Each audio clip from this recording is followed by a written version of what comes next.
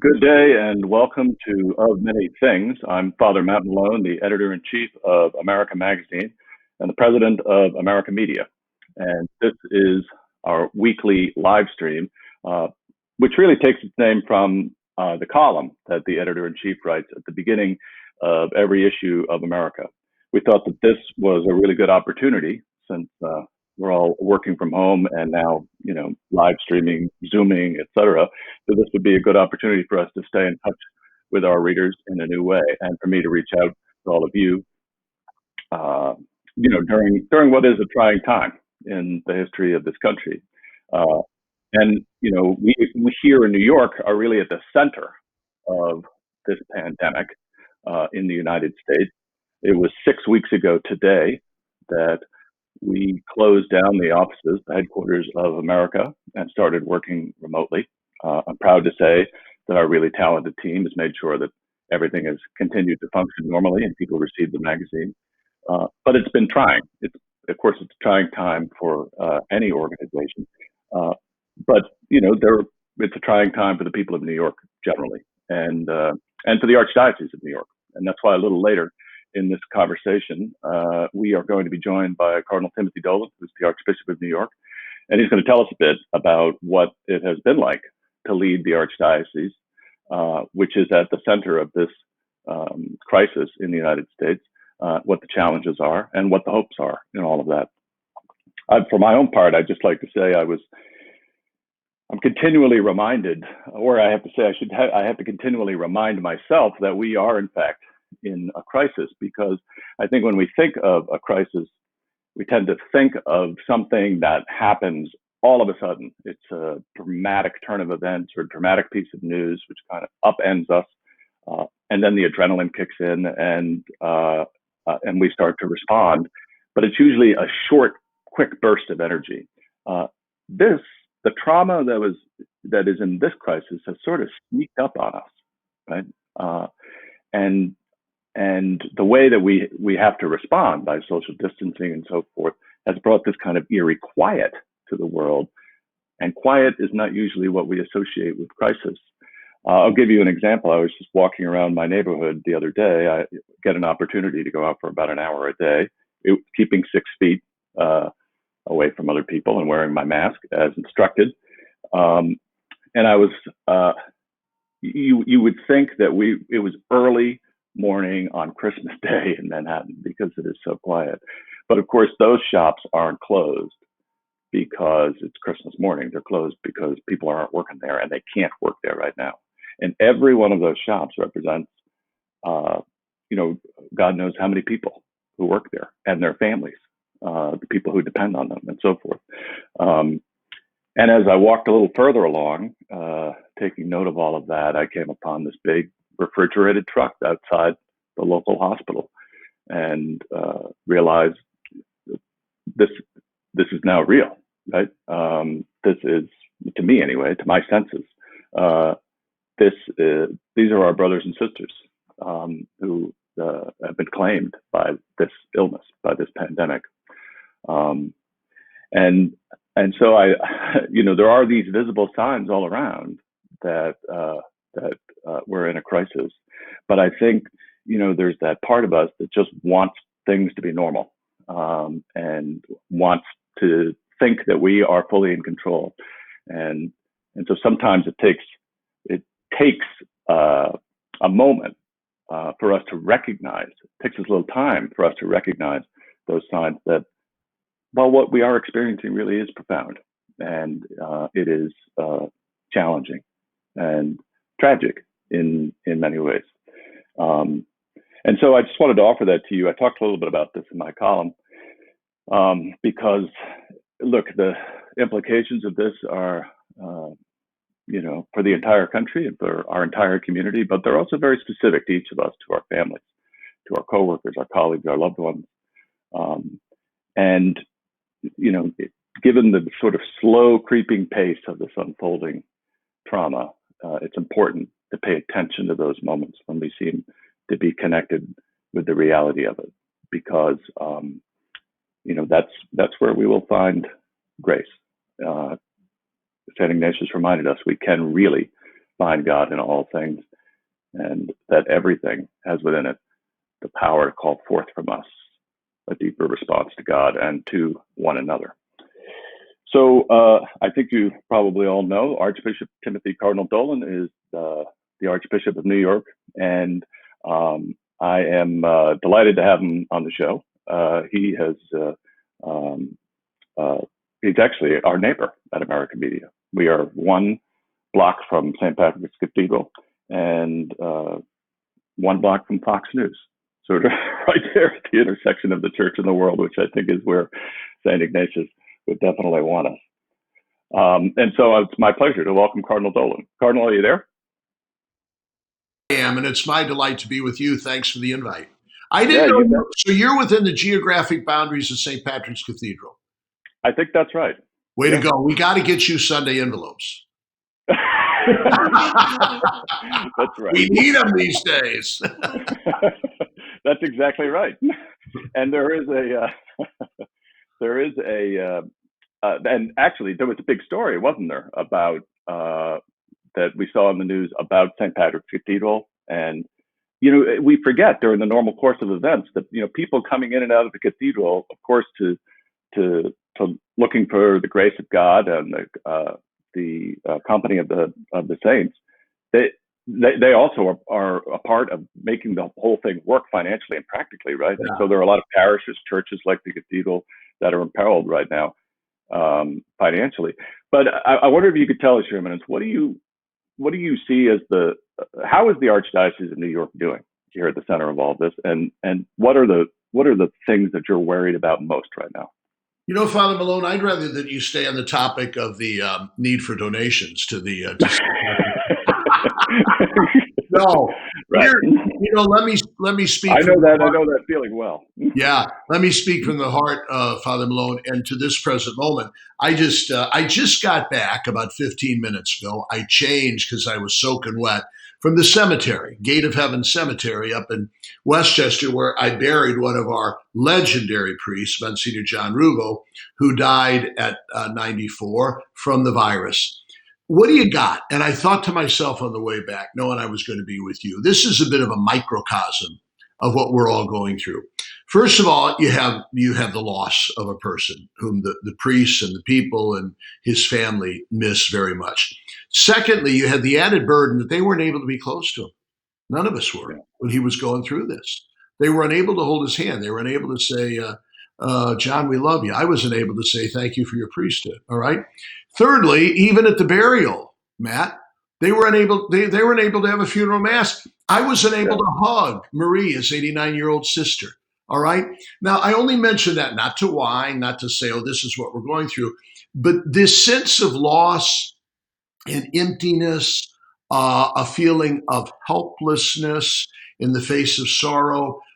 This is all over the place. Now, as you just said about St. Ignatius, what is the Lord whispering to us in all of this? I think of St. Paul, the reading we have every year at Ash Wednesday. Now is the acceptable time. Today is the day of salvation. Wherever we're at, folks, that's where the Lord is speaking to us and inviting us to further trust and a reliance upon his grace and mercy. And in that regard, it's rare, Matt, that I see people whining and feeling sorry for themselves. Yeah, it's rare that I hear them crushed or oppressed. I see a lot of sadness when I talk to people on the phone who have just lost their husband, or there's obvious sadness, and I'd be upset if there weren't. But I'm not seeing this kind of self-absorbed, oh my God, I'm scared to death. There seems to be a trust, a confidence, a desire to do our best to live each day. And am I reading too much into this? But if a pastor can't, who in the world can? Do I detect that people are looking within, in a good way, not a narcissistic way? People are looking within and discovering reservoirs of faith and confidence. Are they looking around and seeing people who inspire them because of their heroic sacrifice, and people in need to whom they're trying their best to respond? And are they not only looking within and looking around, they're looking up to the Lord? Are you finding as a priest, you get in touch with a lot of people, And I do. the number of people that say, you know what, I have to admit my faith's been moribund. I've taken it for granted. I've been loafing. And now I sense some sparks. Hmm. That's not bad. That's not bad.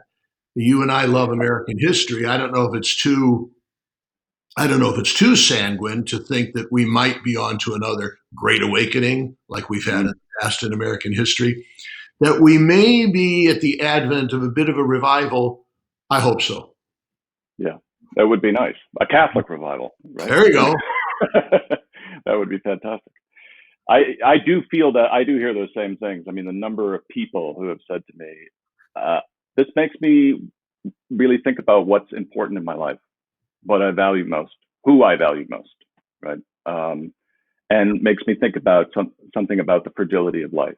Yeah. Um, and yeah, that, well, we know that space well, right? As priests, as people who minister, that is that's the that questioning is the opening of a conversation with grace, isn't it?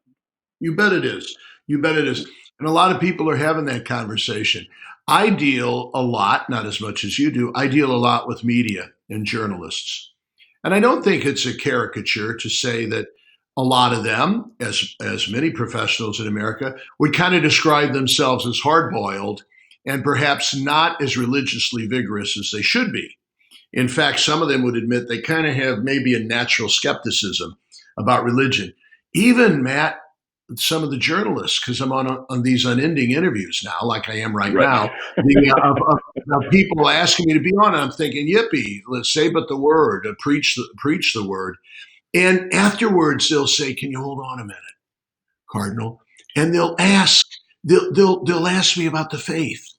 They'll say, help me work through this.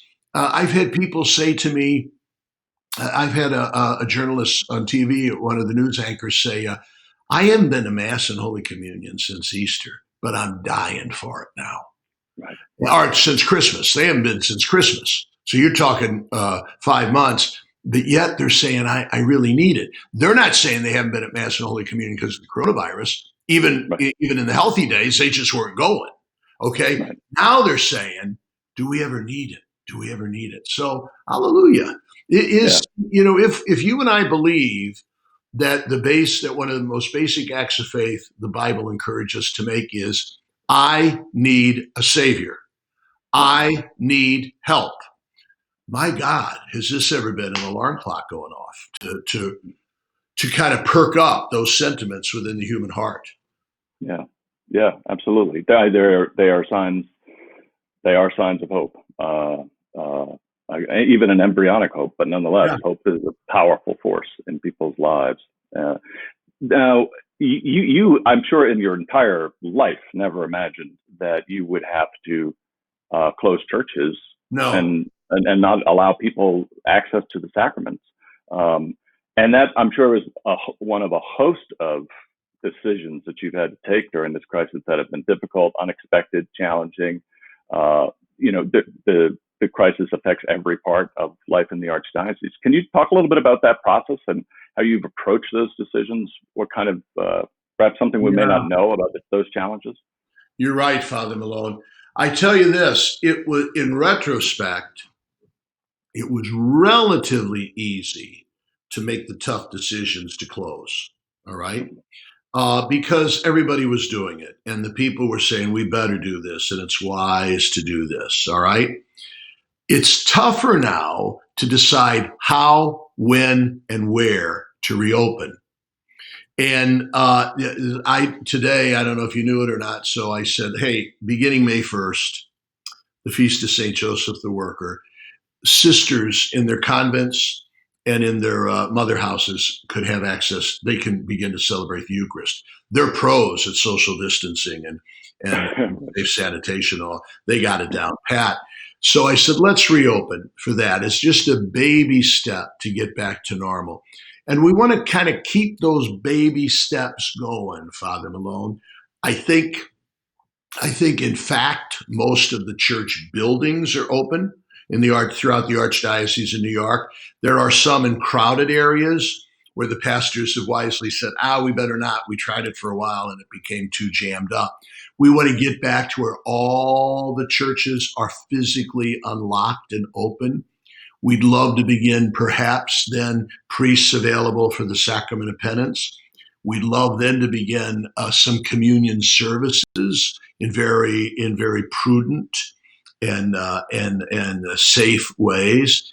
We'd love to begin daily mass. And finally, please God, we can get back to Sunday mass. Along the way, maybe small funerals and small weddings and small christenings. We tried that at the beginning. Remember, Father Malone?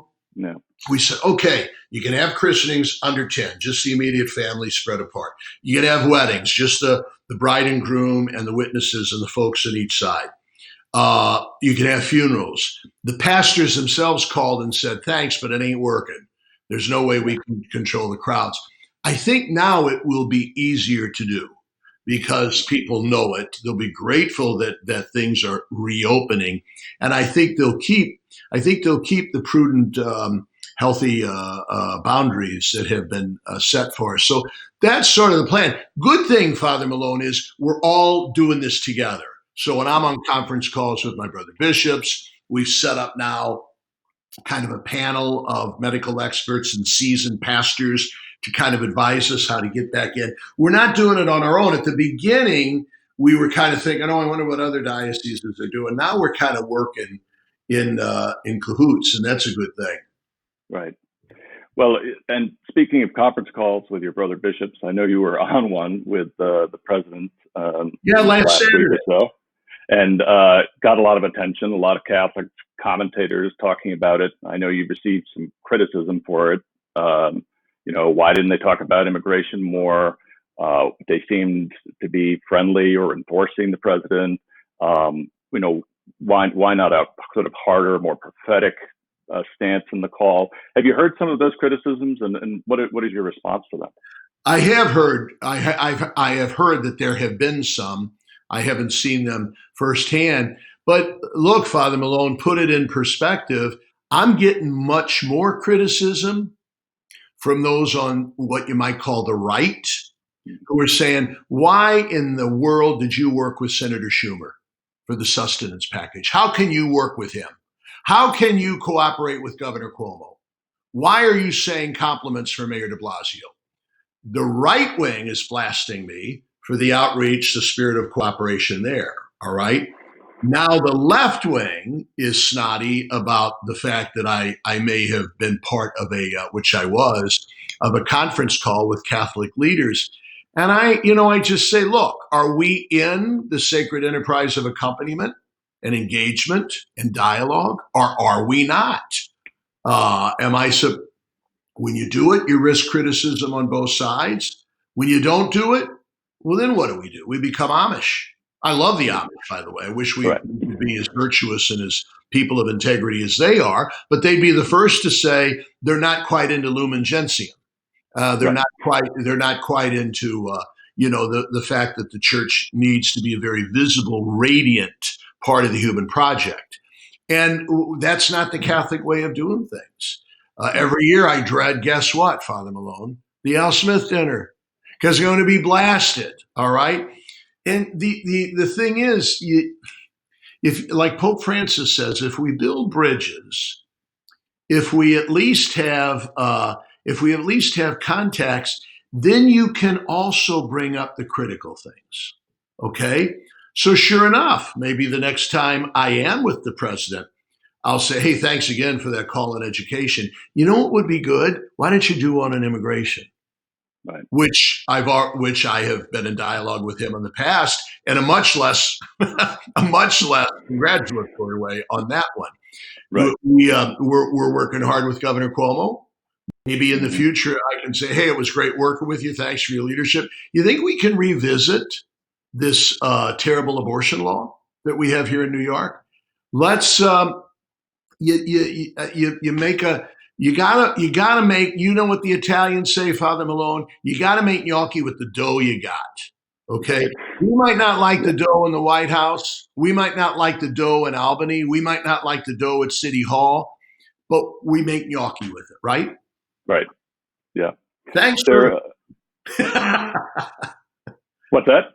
Thanks for agreeing. I'm not getting Well, it's never wise to disagree with an Italian expression. or with They're, an they're Italian. almost always wrong. There is it seems to be that one of the problems here is, and I'm sure that you're right. Like when you were having conversations with folks in the Obama administration about immigration reform and trying to get that started, I'm sure you got hit by people who were like, "How can you talk to people who have a pro-abortion agenda and so forth?" Is this a problem?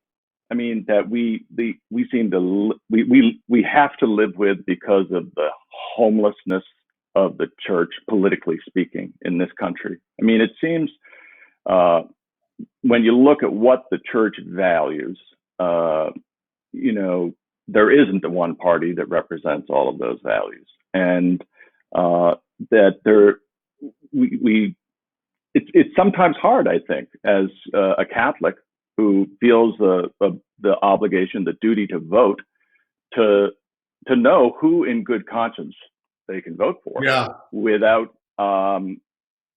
without in some way compromising on what they consider to be a core value of our faith. Do you Yeah. think that that's possible for a Catholic in good conscience to cast a vote either way, or is it always a mixed bag? It's always Matt. My hunch is that it's always been a mixed bag, and in a way, you know what? I think that's a compliment to Catholic wisdom and to the sensitivity and consciences of our American people. We believe, as Lumen Gentium says, that we are in the world and not part of it. Right. Well, we are also in politics without being part of it. We are very interested in political principles. We're not all that interested in partisanship. So when you get kind of singed from either side, that's not a bad place to be.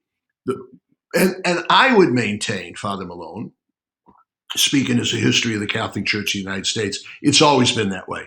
It Yep. might be a little more intense now because of the hyper intensity of the political furnace that we're in now. It might be a little bit more difficult, but I think it's always been that way. You know, from your history, there was 1960, the Kennedy Nixon race. We all kind of look back and say, "Oh my God, thank God that was such a clear cut election. Catholics knew where to vote for because they had an Irish Catholic guy running." Baloney. You know, President Kennedy or Jack Kennedy, when he was running, he said, "Yeah, I'm getting the sense that I got the priests and nuns behind me, and the monsignors and the bishops are against me."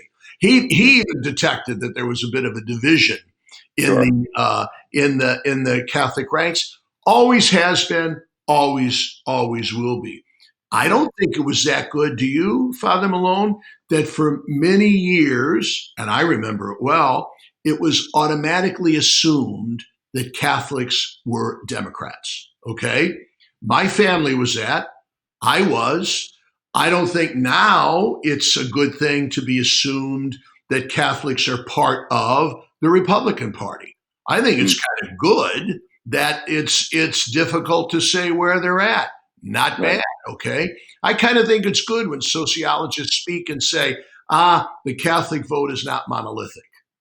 Right. Well, I guess that means we got thoughtful, reflective people who are trying to apply Catholic principles to the moral decisions they're making. Not bad.